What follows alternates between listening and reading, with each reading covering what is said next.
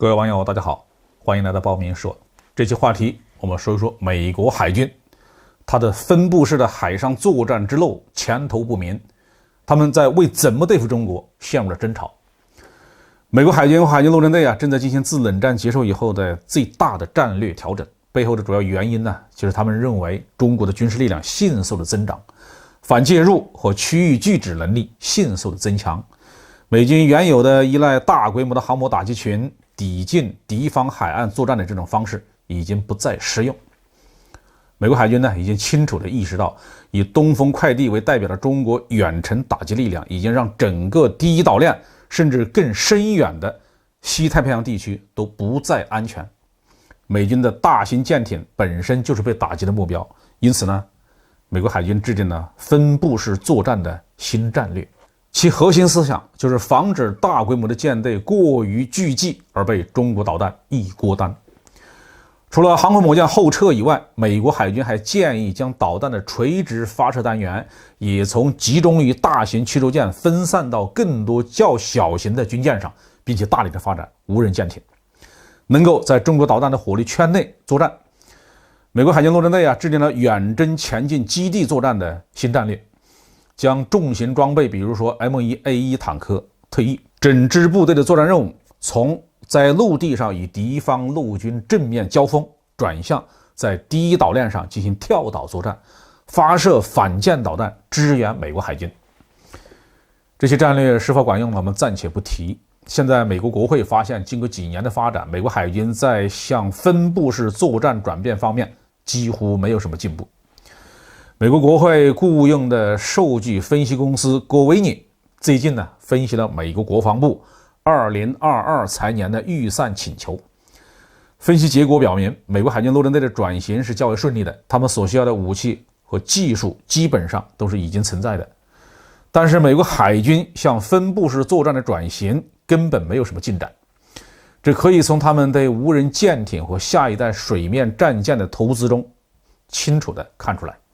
他们依靠的技术短期内根本不可能大规模的生产。在美国海军的规划中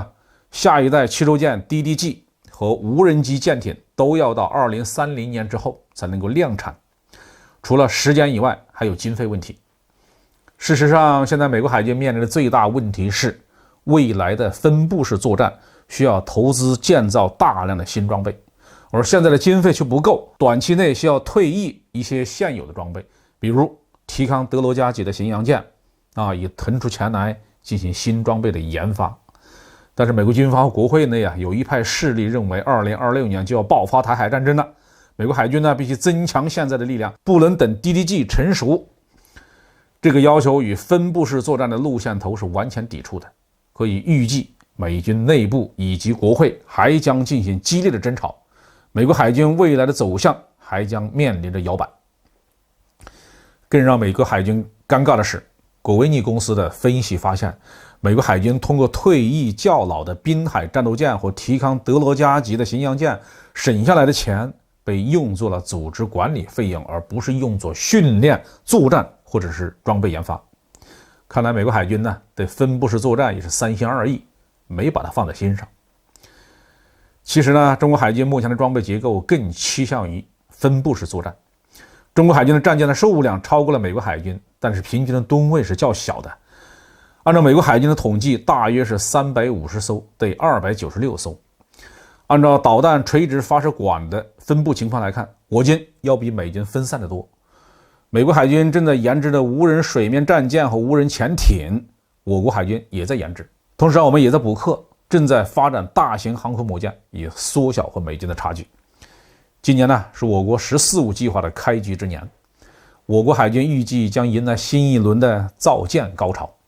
我国海军与美国海军的差距将进一步的缩小，在亚太地区，我将占有局部优势。你能分布式作战，我们也能分布式作战；你能用大规模的航母打击群作战，我们也能用大规模的航母打击群作战。再加上中国的造船能力大约是美国的100倍，美国海军头疼的日子还在后面呢。好，这句话就说到这里。